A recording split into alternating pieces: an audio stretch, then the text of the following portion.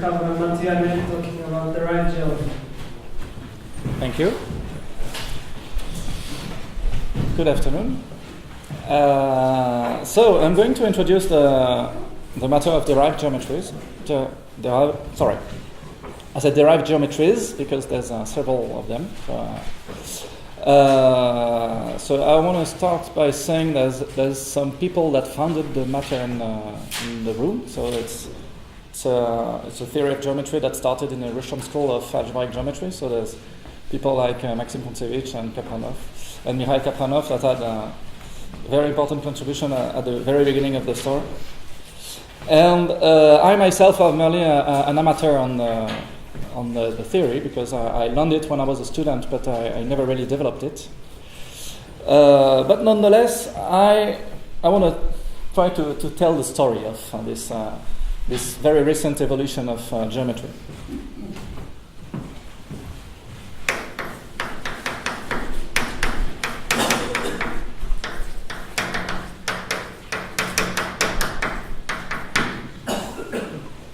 I apologize, I forgot to mention Michel Vaquier, so that has a very important contribution to derived geometry. Sorry, Michel.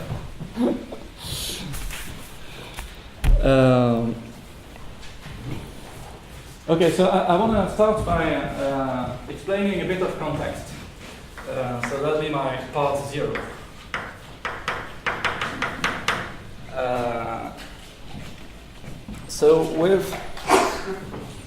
So the purpose of this meeting is to present different evolution of the notion of space post differential varieties and algebraic varieties. So let me explain a bit the motivation for such a quest for better spaces. So Pierre Cartier mentioned a few of them yesterday. He said that, so it started with the problem in intersection theory. So he had this picture of a circle and a line, and the so-called Bezout theorem.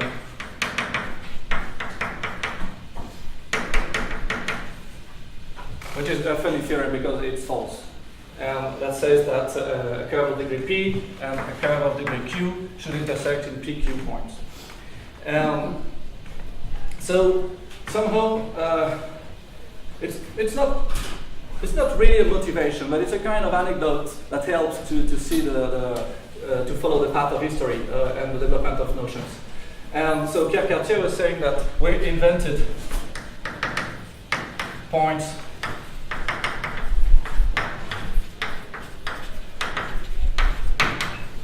with complex coordinates somehow for this statement to be more regular.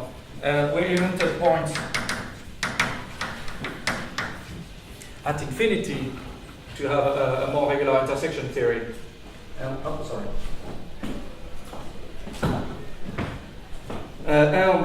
so why do we do that? Because we want to regularize the properties of the spaces we want to work with. So I think this is a strong subconscious motivation of mathematicians. That somehow they suspect that something can be stated in a more regular way, or something should behave in a more regular way. And this can be seen also as a way to understand why the history that led to derived geometry. So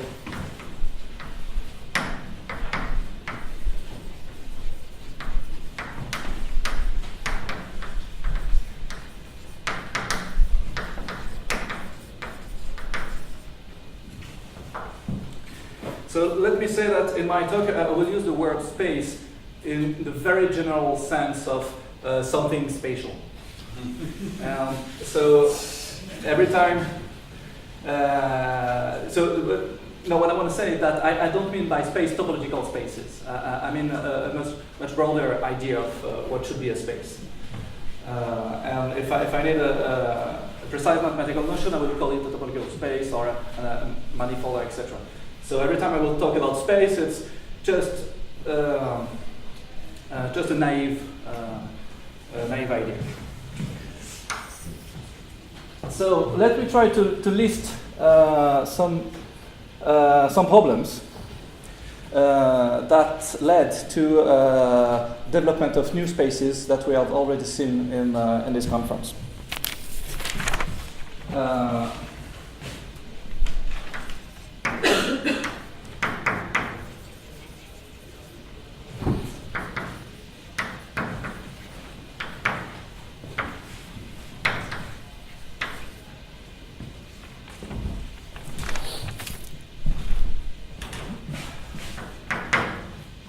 So the first problem is the construction of Hom spaces.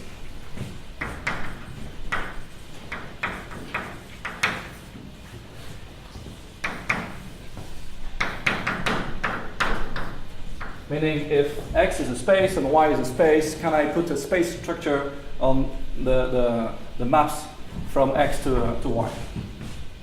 So let me underline the Hom to signal that I want to put a space structure on this, not just only a set.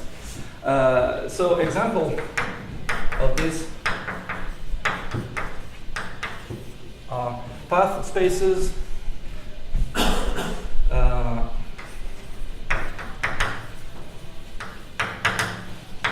configuration spaces.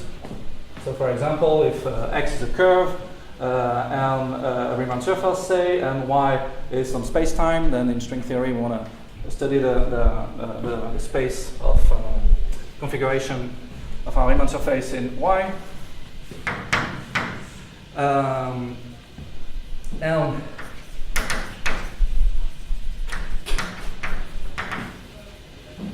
let me also mention diffeomorphism groups that Patrick mentioned in his talk. And so the problem with those spaces is that compared to the notion of manifold, for example, or the notion of algebraic variety, is that they are infinite dimensional. So there's an issue of dimension.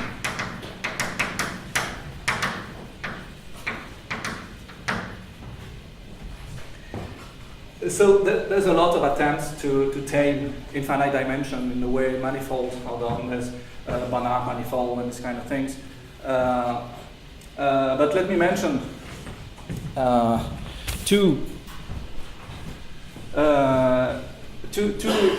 answers. So two answers to this problem of taming Hom spaces.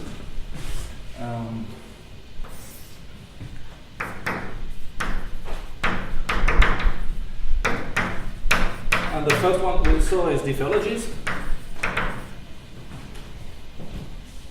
So the implicit idea behind a diffeology is that I have an infinite dimensional space, I have a point, and instead of defining the local structure, the neighborhood of this point by some local model of infinite dimension, we just gather the collection of deformation of the point with a finite number of parameters.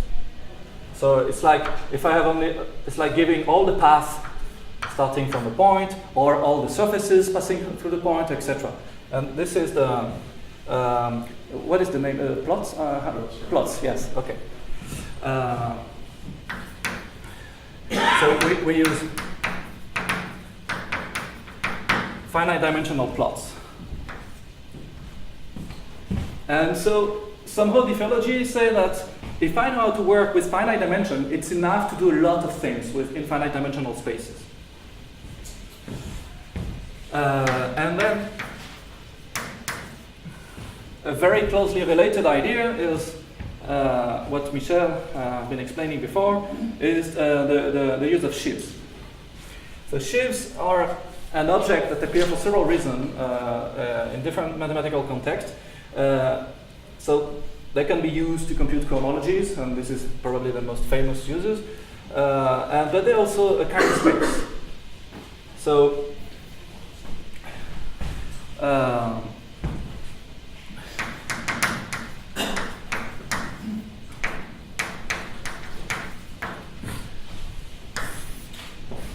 so this is the point of view that Michel explained with the functor of points.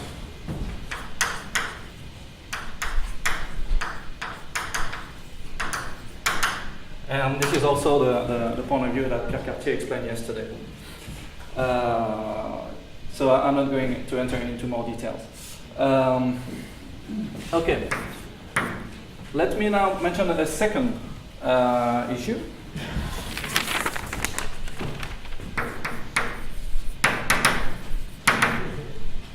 which is quotient space. Quotient spaces. So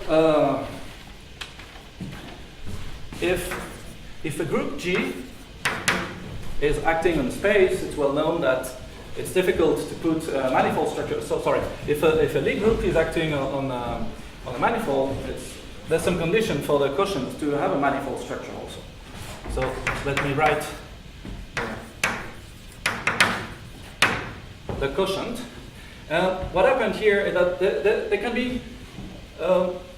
Let me say it's that is we can classify the issues into two kind of issues. First of all, there's a separation issue here. The quotient can be highly non-separated. For example, if all the orbits of the group are dense, this guy won't have a topology. The open subset will not give information to work with this space. So that's B1.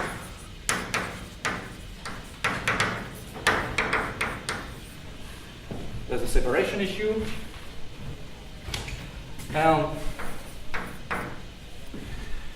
There's something else. So for example, so the first issue arises if let's say G is a discrete group. If the action is not properly discontinuous, meaning if the element of the orbit cannot be separated enough.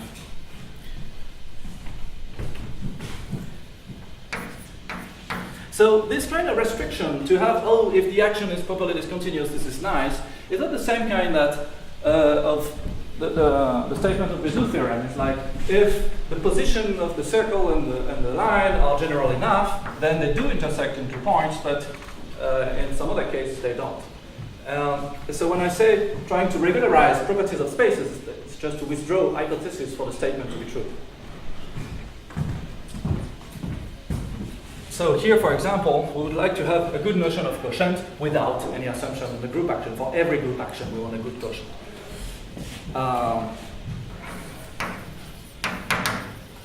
The second issue is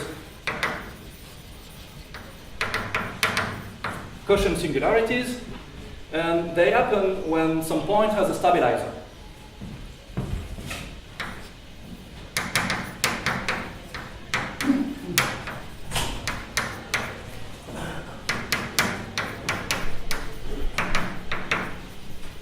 And in fact, when points have different stabilizers. And so usually what is done is that the space is stratified according to the type of the stabilizer.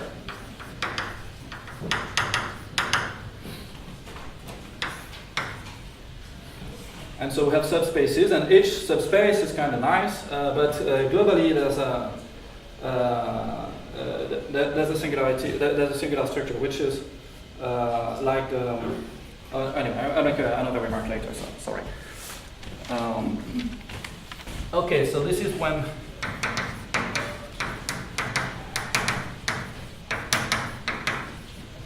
the action of the group is not free.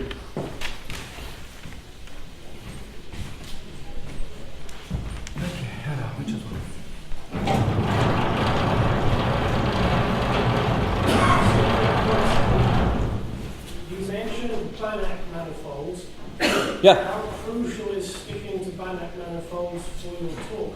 Oh, no, not at all. I'm not going to say. The study of configuration spaces in general relativity, where all these things happen, usually some kind of fresher manifold. Yeah. Okay. I agree. I mentioned Banach. I could have mentioned fresher manifold. You would have mentioned those as well. Yeah. Sure. Absolutely. But this actually, is a physically significant talk. I will emphasize that. To the extent that the structure. Sure. Yeah. So I apologize because actually I don't know those theories too well, Banach manifolds and fresher manifolds, and these are the kind of objects I will not talk about. So I want to emphasize other developments of technologies to work with space beside those examples.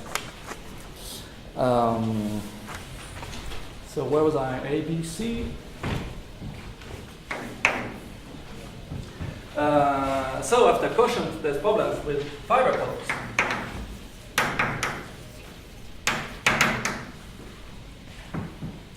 Oh, sorry, I forgot to say how to solve these issues.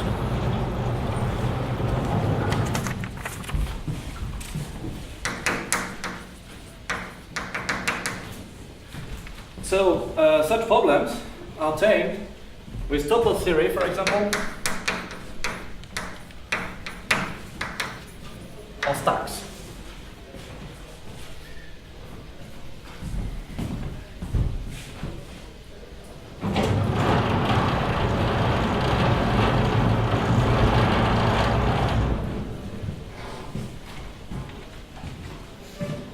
Now, fiber products.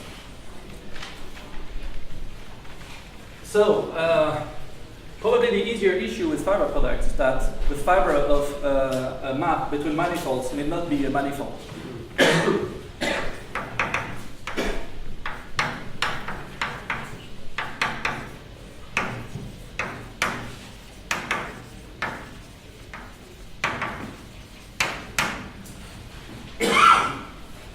And so the reason for that is that if f is my function, that the differential of f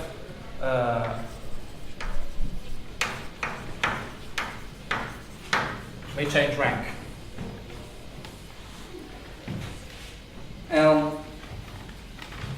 So related to this problem, there's also the problem of multiplicities of intersection.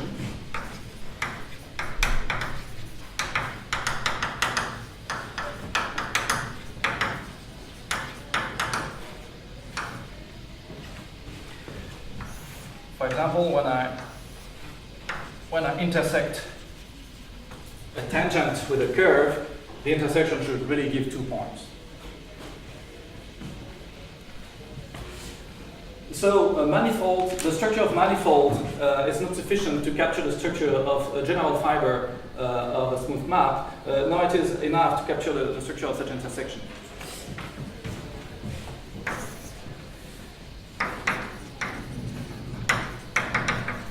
So this is tangent. I guess I should write tangent.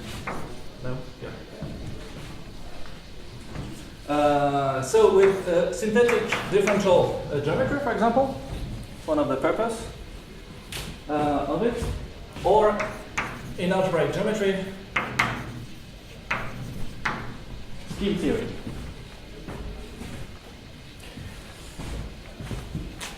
And so these 3 issues, I think this doesn't make this DG, this differential grade. Sure, yeah, I'm coming to that. Yes, that's my next thing. Yeah, it's not finished.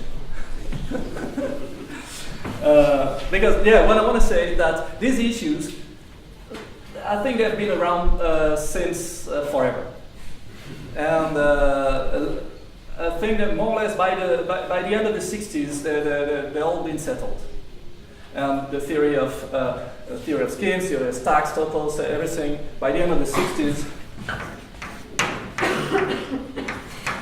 everything was more or less okay. But there's more trouble.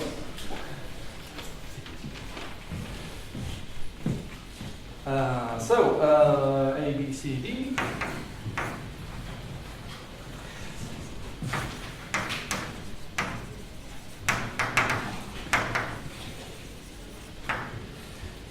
Then there's deformation theory.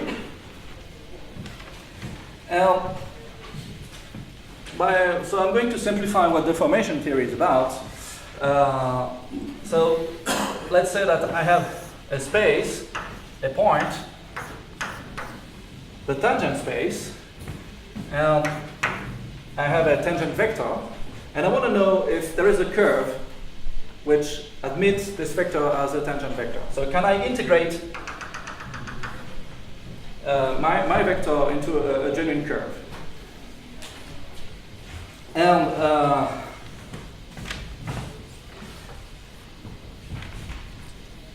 so this is possible if the point is regular, but this may not be possible if the point is singular.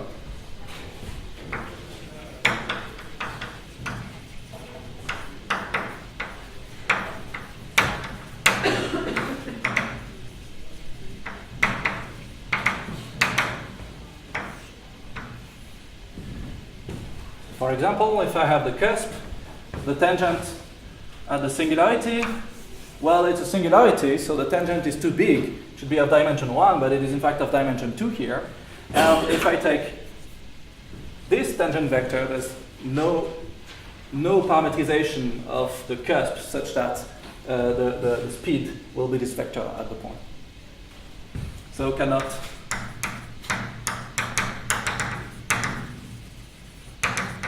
integrate. So here there's a number of ideas that I don't know precisely the history, but a number of them were developed in the 90s.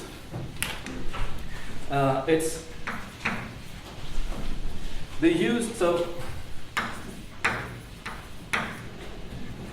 it consists to enhance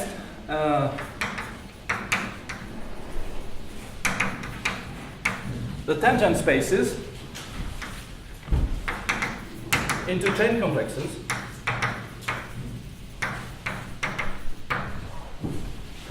And those chain complexes, they will have a Lie algebra structure.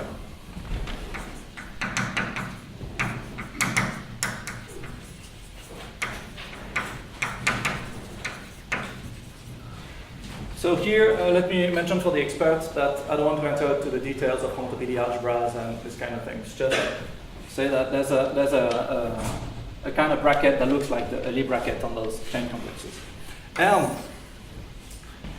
And using this structure, it's possible to use the technology of the Morar-Cartan equation.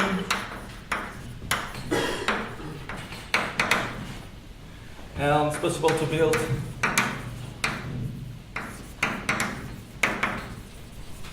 an obstruction theory to solve the problem of extending from first order to second order to third order, etc., and eventually solve the problem of integration.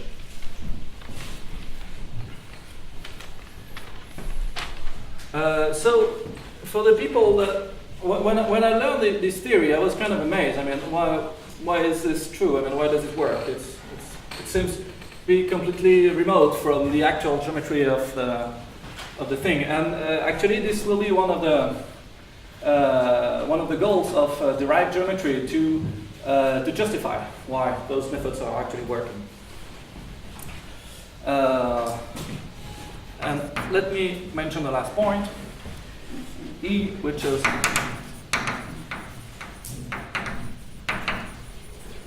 intersection theory again. And actually, even with the notion of affine schemes and encoding space through rings of coordinates, even with this, there's actually some trouble with intersection theory. Where is it? Anyway. And so there's still some ad hoc formula that are not plainly justified by the theory. For example, there's the Serre formula, which uses derived tensor product of rings. And there's also the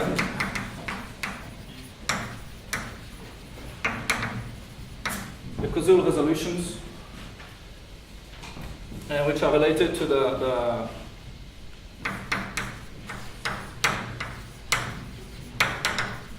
problem of quotienting a ring A by an irregular element.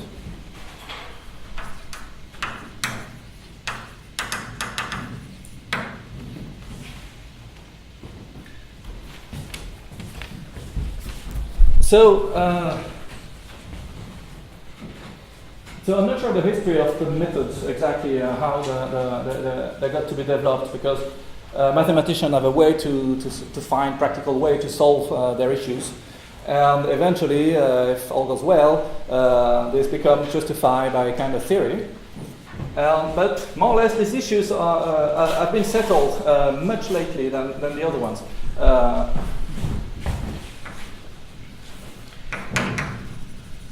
This has been tamed in the 90s and 2000s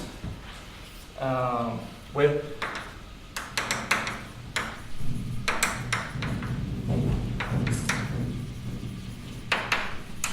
derived geometry.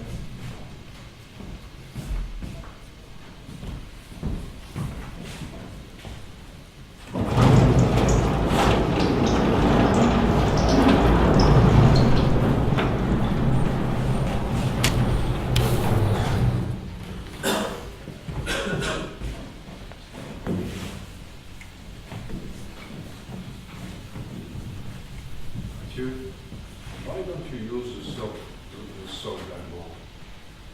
Oh, Instead because no, it's perfectly fine as a black board. But the thing is, as soon as I write something on the board, then the next board will hide it.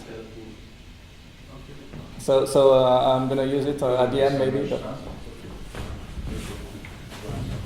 yeah, I agree. But after you can't read what I've written on the board, so it's anyway.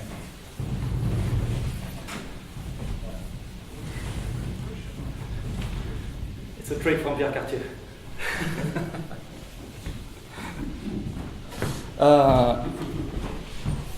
Okay, so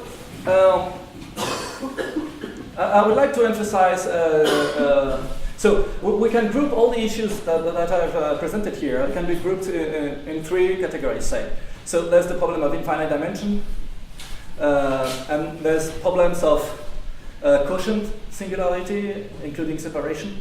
And there's the issue of intersection singularities. And so I'm going to focus on the last two. So quotient and intersection singularities. And in a word,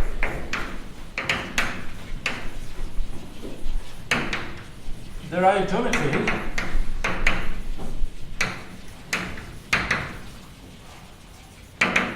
is a theory of geometry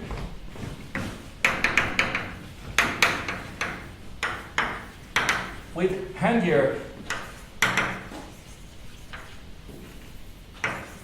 structure at singularities.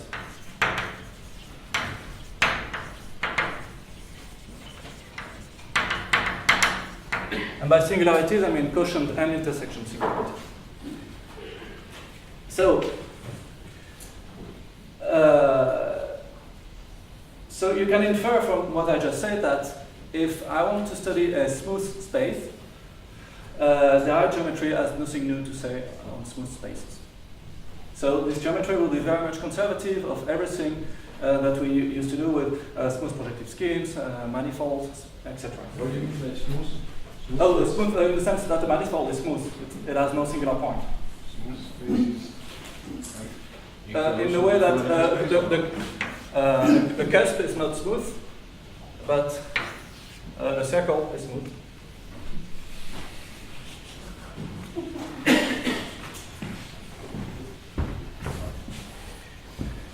So for me, all manifolds are smooth. The cusp is smooth for me, that's okay.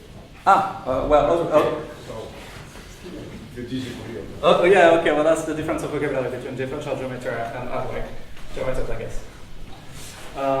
Okay.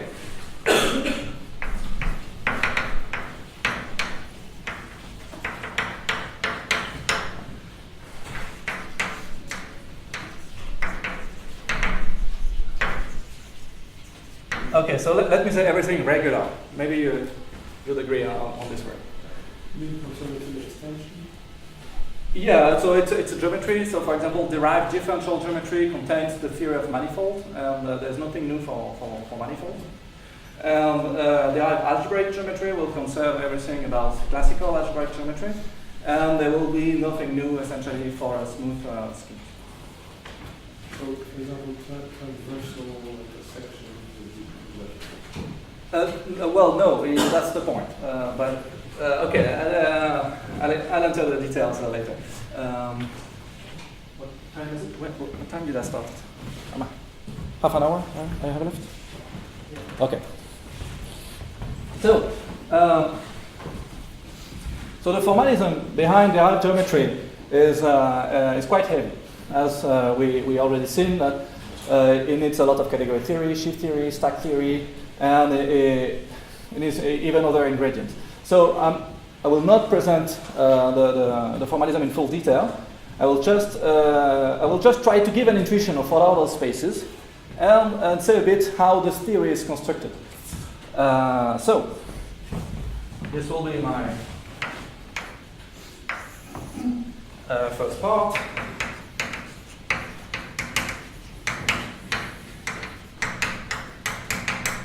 I want to say a word on the tangent complexes that I mentioned. So, probably the easiest way to grab what derived geometry, the difference between derived geometry and ordinary geometry, is the following analogy.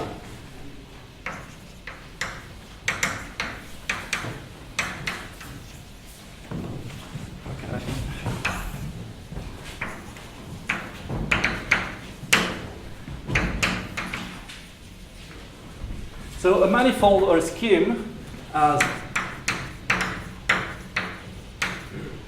a vector space as its tangent space.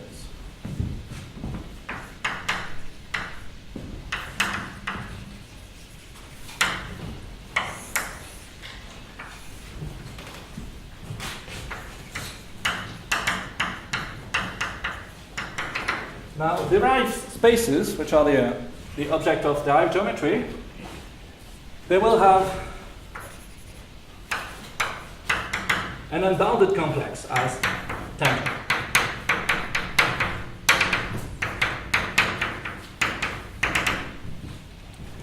And the comparison is that this vector space has to be seen in degree 0. So a derived space will have a tangent positive part and a tangent negative part that I will try to explain. So this analogy with chain complexes is nice enough. So a derived space is to a manifold or a scheme what an unbounded complex is to a vector space. Unbounded or bounded? Well, I said unbounded just to say that it's not a chain complex or it need not be unbounded, but it's just that it can be unbounded. So a complex which is not concentrated in degree 0. Sure, it's just a complex. Yes. Okay, so in chain complexes, it's helpful to distinguish positive and negative chain complexes. So we have the chain complexes which have only positive degree, and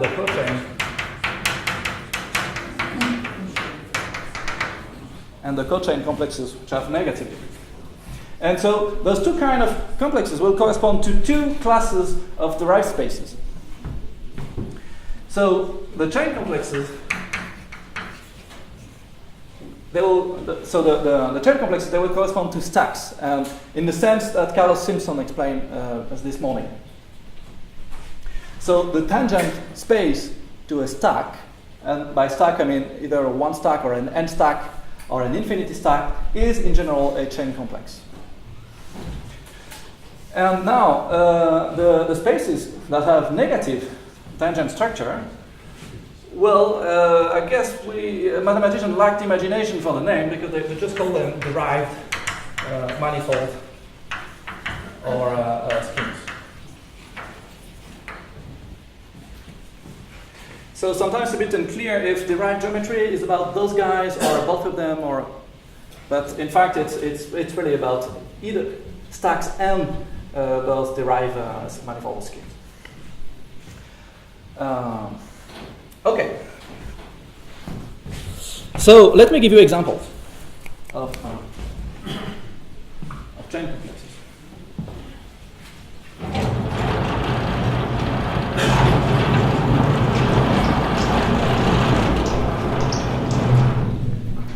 Actually, the good thing about those tangent chain complexes is that they're easy enough to compute. And in fact, somehow it's because they are easy to compute that people stumble upon them. without first realizing what they were, and eventually they get to realize that, oh, but it's chain complex that appear when I'm computing the tangentials in space. Maybe it says something about the geometry of the space I studied. So this is what have been known as the derived deformation theory, or even the hidden smoothness philosophy. That's so. Let me give you an example. You'll understand. So the simplest example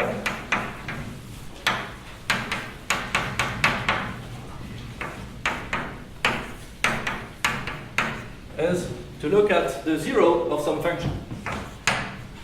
So I apologize, I'm using notation from algebraic geometry. But if you're a differential geometer, you just replace my A by R's or C's, and you'll be fine. So I'm looking at the zeros of a function f. And I'm picking a point in Z. So what is the tangent?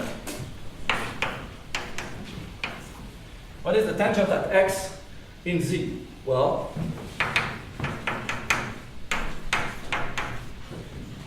the classical formula said that this is just the kernel of the differential f.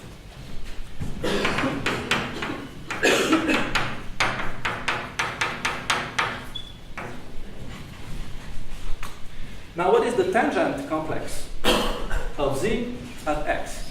How can I enhance this as a complex? Well, here it is. So I can also define another object, which is the tangent complex of Z at x, which is just the thing I use to compute my classical tangent space. And so I will put this in homological degree 0, and this in homological degree -1, and the classical tangent becomes the H0 of this complex.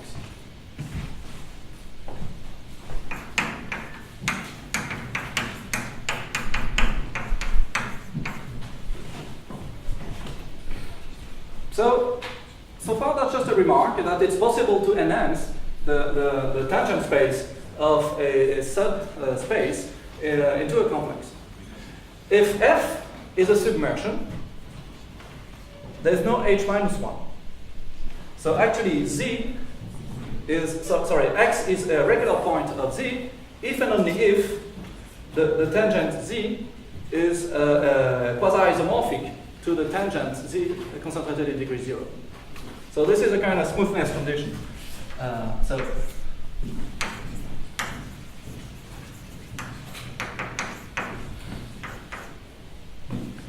if the two notion, the classical tangent and the tangent complex are equivalent, that's a sign of regularity. So every time my tangent complex contains more information than my tangent space, it means that I was in a singular point. What's the meaning of H1? There's no easy meaning for H-1. It's more that the complex as a whole has a meaning, but individual homologic groups don't really. They do, but so it's difficult to explain in 5 minutes. Derived algebraic geometry is providing some extra thing, which is precisely that. No? Yeah, absolutely. It's a derived algebraic geometry can explain why there's a higher part in the tangent complex.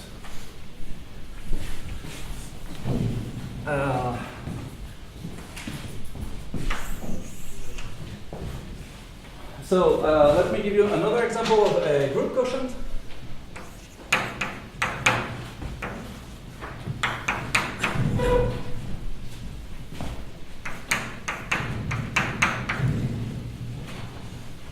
So I suppose I have an action of a group G on space X, and X is a point of X. So I have the orbit of X, which gives a map from G to X.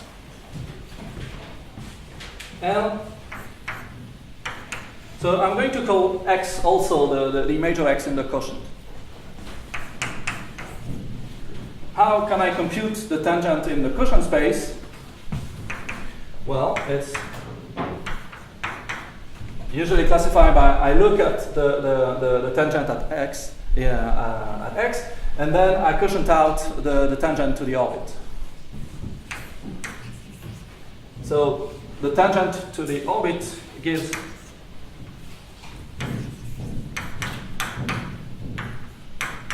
a map from the Lie algebra of my group G into the tangent space at x. And as you can guess, this is a chain complex. And this will be the enhancement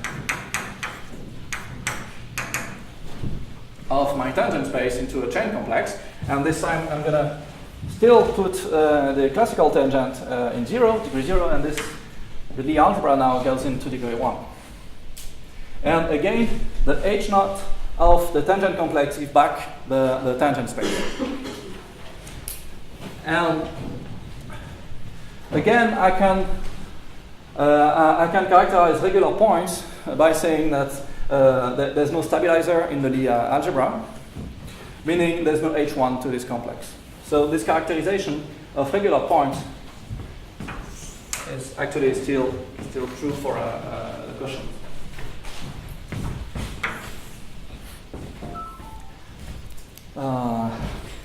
So let me mention briefly other example.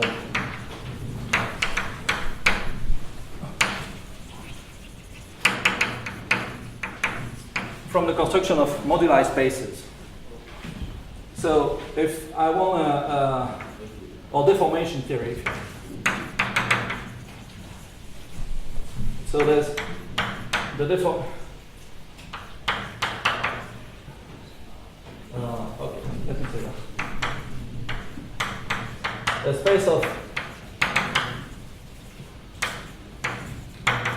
space of vector bundle on X. Let me call it B. And if E is a vector bundle on X, then I can try to compute the tangent at the point corresponding to E to the space B. And classical computation say that this is a cohomology group of X with coefficient into the adjoint bundle of E, and implicitly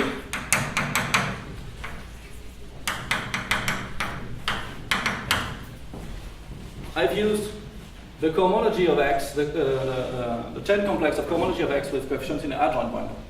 And here I shift so that this H1 has homological degree 0. Sorry? Should be plus 1. I'm using homological degrees. Yes. I apologize for that. But yeah, no, you're right. Okay, sorry for the mess. So let's see, plus or minus.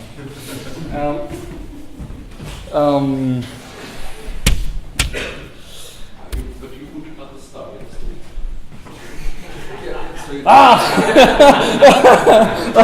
Okay, it got me there.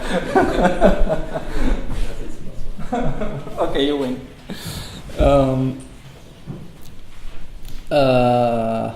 Okay, and the deformation theory is full of examples where we get a tangent complex for free. So there's also partial complex, for example, Chevalier complexes, and actually a lot of classical construction of homological algebra can be interpreted as tangent complexes. Anyway, so is there a theory that explains these tangent complexes? And the answer is yes, but it's wrong.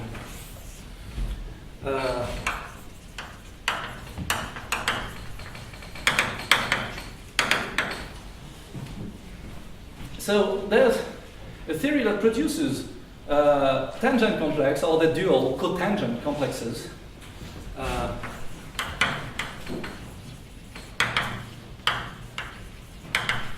So it's called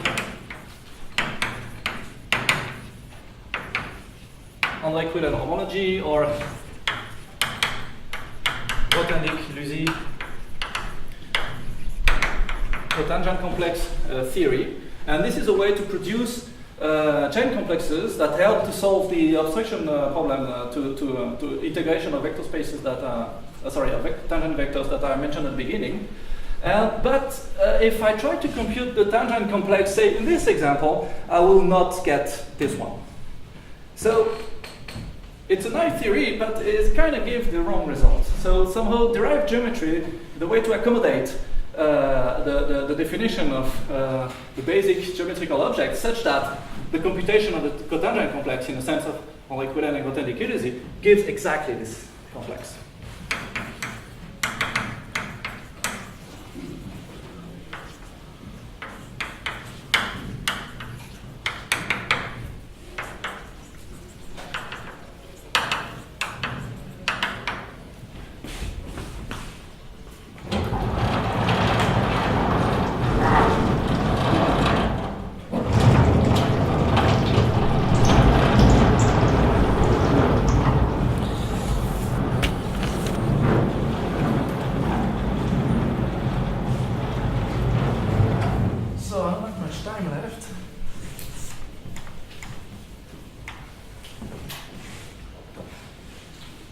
So let me let me just say one last thing.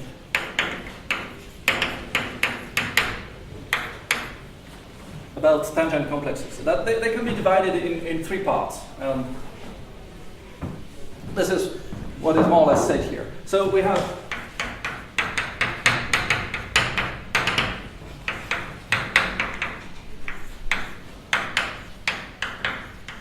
positive part, the zero part, and the negative part. So if a space has a point such that the tangent complex is homologically concentrated in degree 0, that means that this point is regular. So all the extra structure in positive or negative degree is a structure that has to do with the singular nature of the point. So the positive part has to do with quotient singularity and a static structure. And the negative part has to do with the intersection singularity.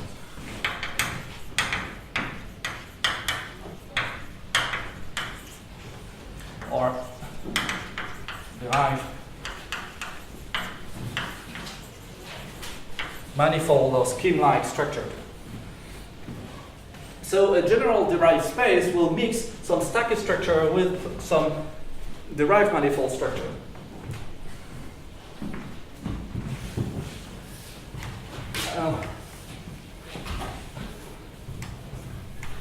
Actually, let me mention that probably this kind of intuition about what a derived space should be is kind of well explained in Mihal's paper, The Derived Plot Scheme. So it's a paper of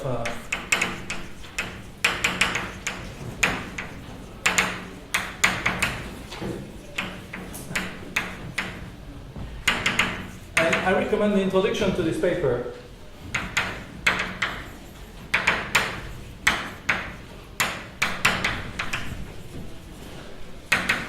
Where it's explained that if I want to construct a space in geometry, there's basically two operations. I can cut off some subspace of something and then quotient out by some group action, some groupoid action. And this is the first operation creates intersection singularities, and the second operation of quotient creates quotient singularities. So, okay. I have something like 10-15 minutes.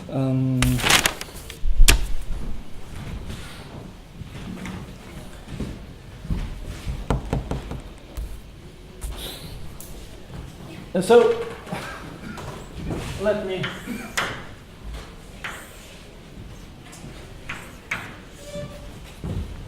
So I was hoping to say a word about the Lie algebra structure that exists on the tangent complexes, but unfortunately I won't have time, so maybe somebody can ask a question about that. Thank you. So let me explain how to build something that looks like algebraic geometry and that take care of all these issues.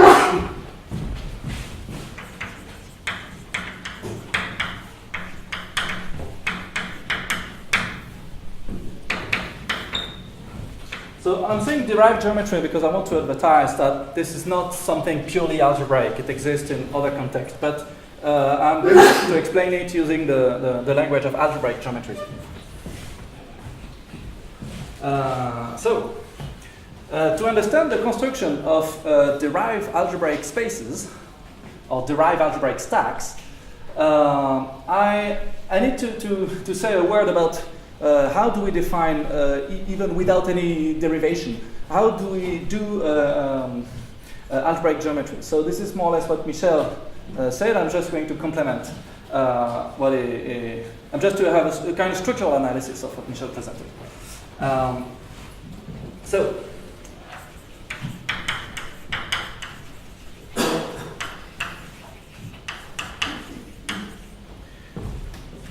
So how do we?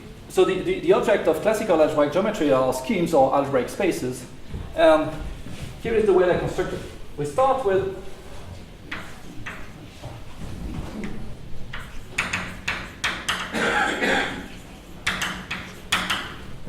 affine objects.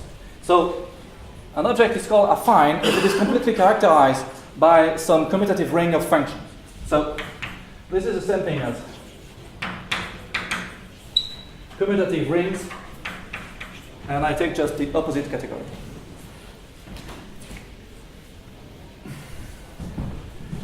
Now I need another ingredient. I need a Grothendieck topology, because I need to be able to say, to give meaning to the adjective local.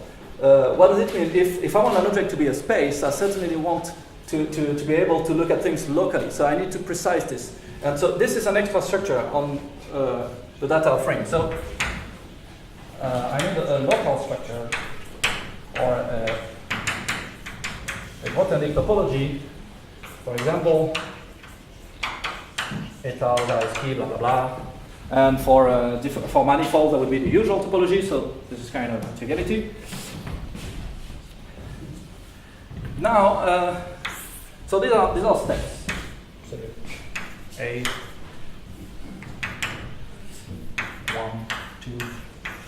The third step is using this locality principle to build other spaces, more spaces, spaces that are not affine, spaces that are not determined by the commutative rings of functions. So this is the gluing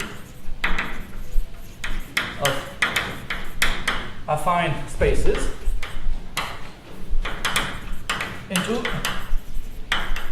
other spaces. So for example, this is where I can have schemes, projective spaces, or the more subtle algebraic spaces, etc. And all of them, so let me reverse the projective schemes, are included into schemes that are included into algebraic spaces that are included into sheaves. Let's say tau, but it doesn't really matter with topology. What is the nature of this completion? It's actually quite nice. It's, as Denis explained and Michel also, it's a free completion. And this is why this category is important, is that I consider some basic blocks, and then I consider all possible gluings of those blocks. The topology here is a constraint that says that some gluings of a affine object that were affine, I want to keep them as such. But because this is a kind of universal construction, it's too big. It's a bit like if I'm completing Q with the real numbers, well, somehow I have too many numbers. Maybe I want to focus on algebraic numbers only. So the fourth step is to find. We don't want to work with all shapes. It's too much. This is not geometry. the structure of a sheaf is very far from that of a space. The tangent space of a sheaf can be defined, but it may not have an addition. So that's kind of embarrassing. So we need to distinguish geometric spaces. And distinguish geometric spaces is precisely extracting such subcategories from sheets, and this is what Michel explained, how to build those kind of categories. So, if I want to do something that looks like algebraic geometry, but enhance it, it's enough to follow the same recipe. So, let me say what I need to change. First of all, I may want to do stack theory. So this is what Carlos explained this morning. So in order to do stack theory, I just have to replace the third step by something else. So instead of sheaves, I will look at stacks over affine. So let me draw a picture of this.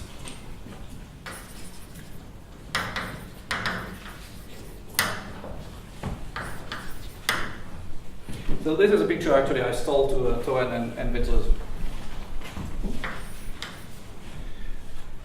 So if I start with commutative rings, sheaves are particular functors from commutative rings to sets. Now if I want to construct stacks, then I'm going to just to replace sets by groupoids and infinity groupoids. So I have inclusions here. So this is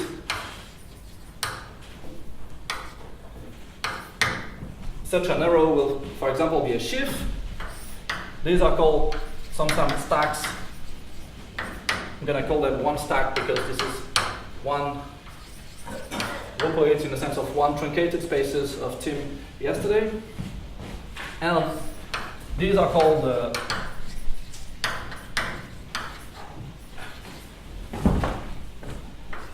higher stacks. So this is what Carlos was talking about this morning.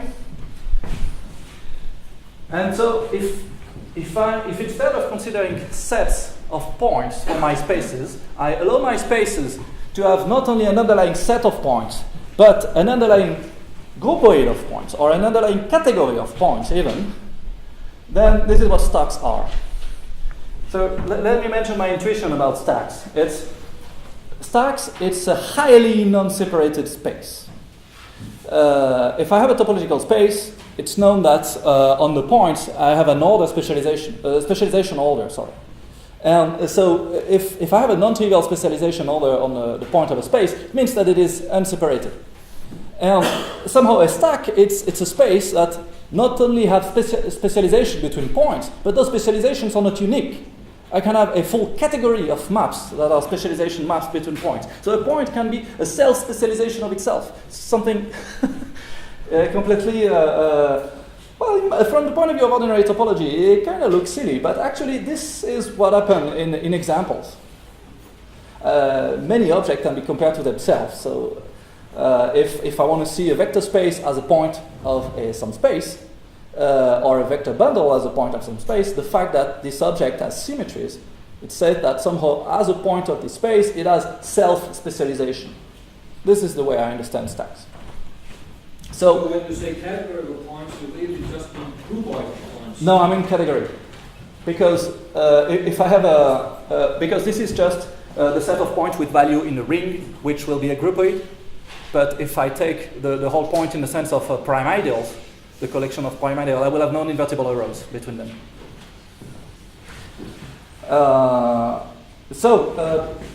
Okay, a few minutes. So this, for the one half of the derived geometry, is just to change the third part. And then the fourth part is just to be adapted. I mean, the definition that Michel gave this morning, it translates immediately in this newer context.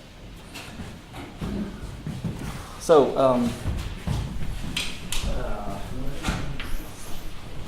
so this is the third part. Blue. So now, so this is half. This is the positive half of my tangent complexes.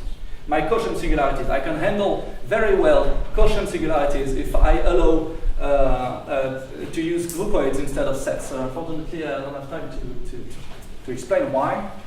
But let me finish by explaining the other half.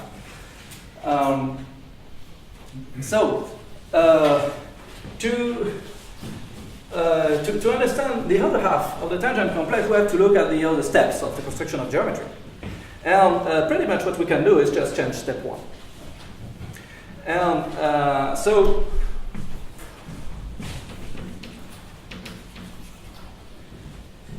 we are going to replace good old commutative rings by some derived commutative rings. And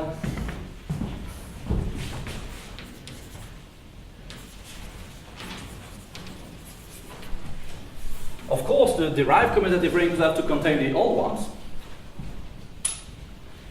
And then I will start with the derived rings, and then I'm going to do again the same story. So I'm going to consider functors from derived rings to infinity groupoids.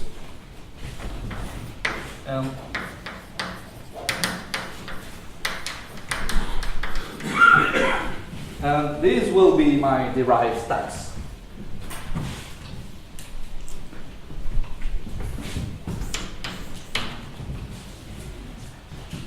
So before I say a word about what can we use as derived rings, let me come back to the analogy with chain complexes. If I have a chain complex, I can take the H naught of it, which is a kind of classical part. And I can truncate also my derived stack to have a kind of space lookalike thing. And from this diagram, it's very easy. If I have a derived stack and I want something which is closer to a classical space than such a thing, I just look at the restriction to commutative rings, and I use the pi0 functor from infinity groupoid to sets, and this way I project my derived stacks to sheaves. And this is the analog of taking the H naught of the tangent complex. So this is what. So sometimes in the study of moduli spaces, this is so in the study of moduli spaces, there's no this part. There's only a stack. So if I take the pi naught of the value of my stack, this is called the coarse moduli space. And so we can call this kind of truncation the coarse derived space, the coarse space of the derived stack.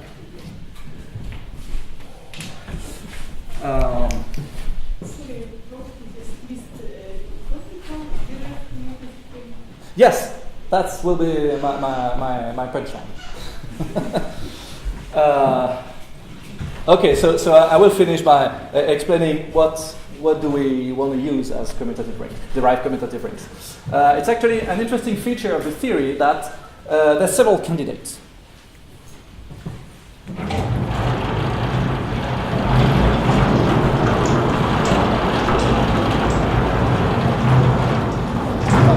I guess I can use the last one now.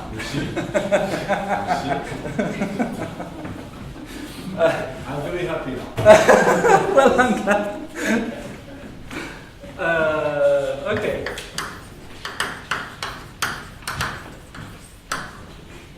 Derived rings.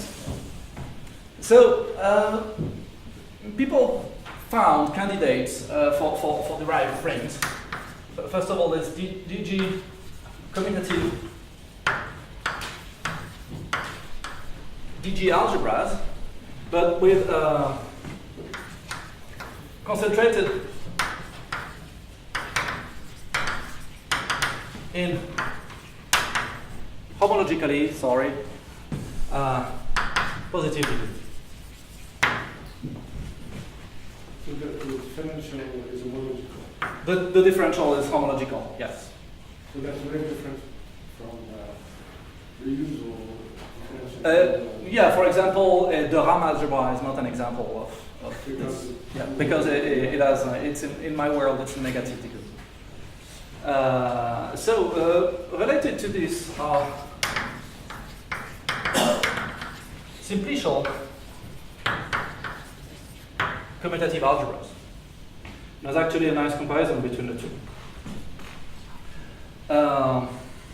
Another candidate, so I don't have time to explain, but that will just be a note for the expert.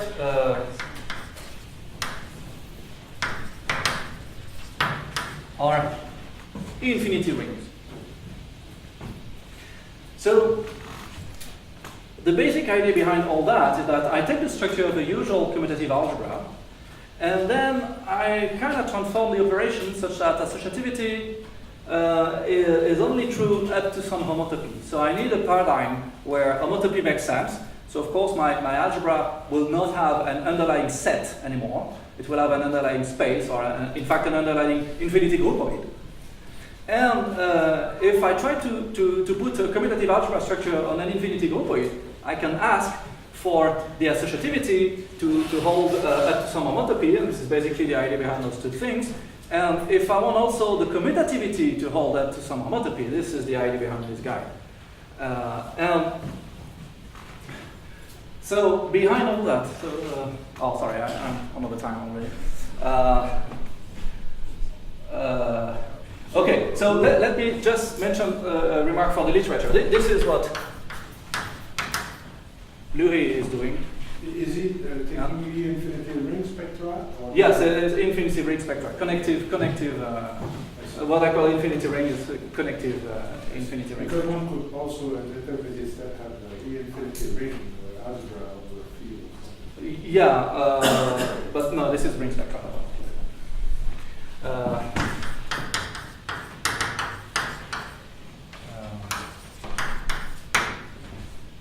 So the setting of simplicial commutative algebra is the one mainly used by Catren and Vitozzi, and infinity ring is corresponding to what Henri is doing. And there's close relationships between the two things, but it's too subtle to understand that.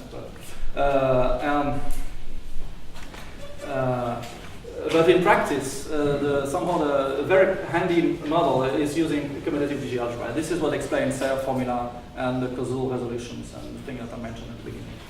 This is the original. This is the original guess from people that we should replace rings by DG algebras.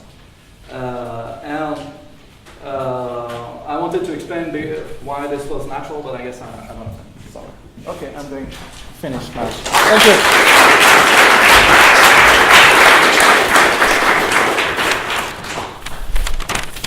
Questions?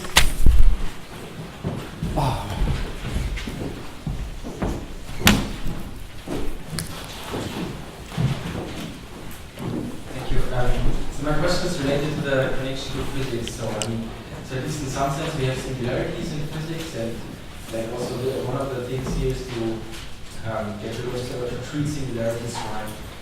So my question would be, in physics we need a lot more than just, for example, a tangent space. So we need like at least we need tensors, we need something like Laplace-Beltrami operators, or scalar bundles, or all kinds of stuff. So is there a way of introducing this stuff here as well? Yes. Well, I mean, I guess it's a program. It's not done yet. So, where is Urs? One of those BRST. Yeah, exactly. A motivation for all this theory that I didn't mention is the BRST formalism, which it's exactly the thing that I explained with the tangent complexes, but using DG algebra but unbound. So. I'm looking for Urs. So I guess Urs, maybe will you mention something with regard to the question, or? No, I didn't really plan to get to this point. Okay. It's just as Maxim said, BRST is the positive part, and what physicists did. No, well, I was mentioning. I mean, because Urs, I guess the program of work of Urs is to adapt many of the classical construction of physics to kind of setting, maybe not the derived setting, but at least the stacky setting. And Urs is advertising that stacks are fundamental to the physics. So I guess it's more a question for him. Maybe another question quickly. So people also try to generalize or to treat the problem of singularities, which appear like, for example, in manifolds. So like by going to geometric measure theory, which is like completely the other way. So do you notice there any relation at all? Or anything? So I don't know geometric measure theory. So. When you say physics, what do you mean? Okay. So let me tell you something that I learned from Urs. Is that the gauge field of physics, for example, the gauge field of electromagnetism, can be encoded as a function on the space-time, but a function with value not in a space but in a stack. So it's possible to represent a classical object of physics as a classical function somehow, provided we just allow those functions to have values in some these kind of new spaces. And there's actually an ongoing program that Michel is working on of defining symplectic structures and Poisson structures on those derived stacks, and it's going very well. And it's fantastic what you can do. You can have highly singular symplectic regressions and this kind of thing in this formalism. And it's very nice to work with covariant phase spaces and this kind of things. Is it physical enough? I don't know. I was just aware of that. Yeah, no, it's okay. You should talk with Michel. What kind of a theory you have about singular reduction? Maybe not now.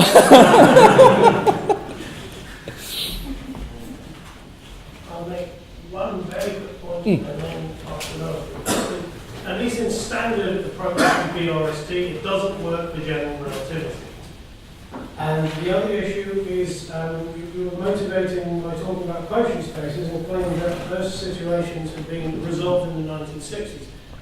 As far as I understand, relativists and mathematical relativists do not feel they understand things like the space of either 3 metrics or indefinite 4 metrics with diffeomorphisms quotiented out from them, or diffeomorphisms and conformal transformations quotiented out. So-called superspace, not to be confused with the supersymmetric superspace, it's a different use of the word by Wheeler, and then the conformal superspace. So is there something about examples as general as that which mean that what you said was resolved in the 60s has not been resolved? As far as the people who study these know, those are not things which are understood about. So I'm sorry, I cannot answer because I don't know anything about that. So. I think there must be some kind of qualifying statement about what sort of spaces are sorted out in the 60s. Maybe something like quotient out. I don't know. I mean, it's you have the written sources, and then there's the folklore knowledge of people, and so I don't know what was known, what was unknown at the time. Feynman who introduced the concept of ghost that is part of the BRC complex was introduced by Feynman when studying relativity. This is where the BRC complex comes from. I mean, it's of course true that there are subtleties there, but it's certainly where they started. It still doesn't provide a consistent quantization of relativity to use the same BRST theory. You're asking something different. I understand you're doing it all generally, so I don't know the answer.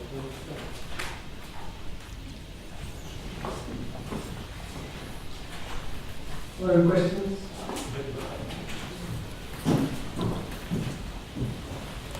So, with respect to this subdivision into the static part and the derived part, so maybe it's better to say that the static part is not about Washington singularities, not about singular points, but more like geometry in the large, as opposed to the other part, which is more like geometry in the small. So somehow this part is global, and the other part is very, very local and singular, kind of lives in the singular point, and the other thing lives all over space. Okay. There's some kind of duality. This is true, but I guess it's too subtle for me to have explained this, but yes.